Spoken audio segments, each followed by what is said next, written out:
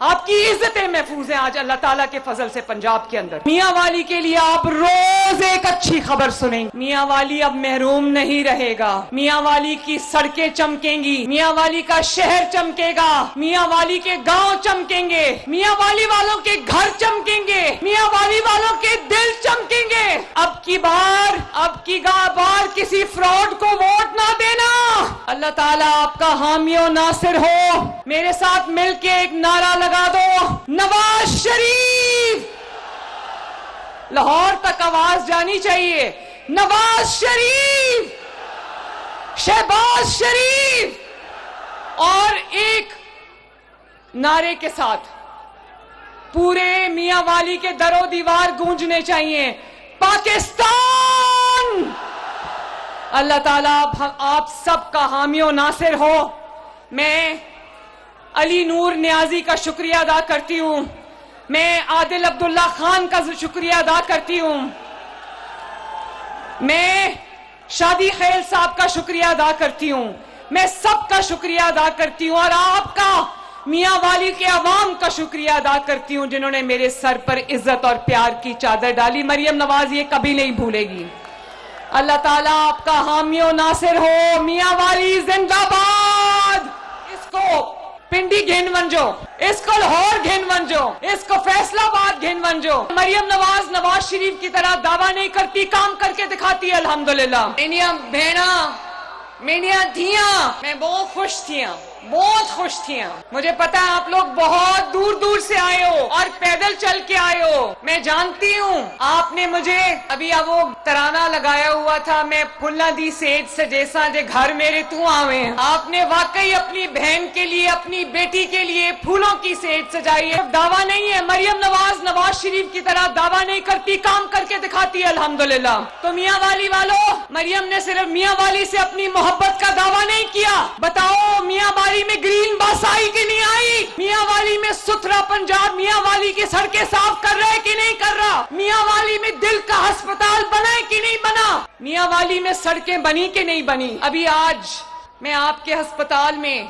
मियाँ वाली का पहला दिल के अमराज के अस्पताल का इफ्तिताह करके आ रही हूँ माशाल्लाह। कभी कोई सोच सकता था कि मियाँ वाली में दिल के पेचीदा अमराज का मियाँ वाली में इलाज होगा? कहते थे ना, अभी वो कह रहे थे कि जो कोई बीमार होता था, कोई दिल का मरीज होता था, आजकल दिल का मर्ज बहुत फैल गया है, तो कहते थे कि इसको पिंडी घेन वंजो, इसको लाहौर घेन वंजो, इसको फैसलाबाद घेन वंजो। अब नहीं, इंशाल्लाह अब मियाँ वाली वाले को उसकी दहलीज पर इंशाल्लाह उसके शहर को में उसका इलाज मिलेगा। अभी मैं देख के आई हूँ अस्पताल, यकीन मानो कोई बाहर की मुल्क में, तरक्की याफ्ता मुल्कों में भी ऐसे दिल के अमराज का अस्पताल नहीं है जो आज अल्हम्दुलिल्लाह मियाँ वाली में आज काम शुरू कर चुका है। और मैंने देखा मियाँ वाली के गरीब लोगों की, एक बंदे से मैंने पूछा, उसकी अभी होनी थी एंजियोग्राफी, मैंने कहा क्या करते हो? कहता मजदूर हूँ। एक ने कहा कि मुझे फैसलाबाद लेकर गए तो फैसलाबाद वालों ने कहा कि तुम्हारी एंजियोग्राफी होनी है लेकिन तुम्हें 4 महीने के बाद आना, हमारे पास वक्त नहीं है। मियाँ वाली वालों, आपको दिल का अस्पताल मुबारक हो। मियाँ वाली वालों, आपको ग्रीन बसेस मुबारक हो। मैंने अभी रास्ते में गुजरते गुजरते देखा ना सिर्फ ये कि ग्रीन बसेस चल रही हैं जो कि आप जानते हो कि बुजुर्गों के लिए फ्री हैं, खवातीन के लिए फ्री हैं, वो बच्चे जो स्कूल और कॉलेज और यूनिवर्सिटी जाते हैं उनके लिए फ्री हैं, खवातीन के लिए अलहदा कंपार्टमेंट है,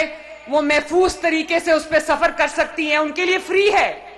और जिसको अपने रोजगार पे जाना है, स्कूल जाना है, कॉलेज जाना है, वो सिर्फ 20 रुपए देकर बेहतरीन बाइज्जत सवारी में वो ट्रैवल कर सकता है। मेरी अपनी बहन जो है, छोटी एक ही बहन है अस्मा, उसका भी सबसे बड़ा बेटा इब्राहिम अब 18 साल का है माशाल्लाह, वो भी ऑटिस्टिक है। तो जब वो पैदा हुआ वो बिल्कुल नॉर्मल लगता था और सोच भी नहीं कोई सकता था कि वो ऑटिस्टिक होगा। तो वो भी आई थिंक 2 या 2.5 साल का था, तो वो एक नॉर्मल चेकअप के लिए वो उसको उसके दुबई में रहती थी, डॉक्टर के पास गई तो डॉक्टर ने नॉर्मल जो उसका चेकअप था वो उसके बाद उसको कहा कि ये आई कांटेक्ट क्यों नहीं करता। तो अस्मा ने कहा कि पता नहीं क्यों आई कांटेक्ट नहीं करता। उसने कहा कि ये मैं टेस्ट इसके लिख के दे रहा हूँ, ये करवा के आप लेके आए। जब वो टेस्ट करवा के लाए तो पता चला कि उस बच्चे को ऑटिज्म। मैंने बहुत अप क्लोज, बहुत करीब होकर मैंने उस इब्राहिम के मसाइल को भी देखा, मैंने इब्राहिम के वालिदैन के मसाइल को भी देखा। और अभी जो एक वालिदा ने बात की, मेरा दिल हिल गया जब उसने कहा कि मैं सोचती थी कि मेरे बाद मेरे बच्चे का क्या होगा। मेरी बहन जो है अस्मा, वो एक रिसोर्सफुल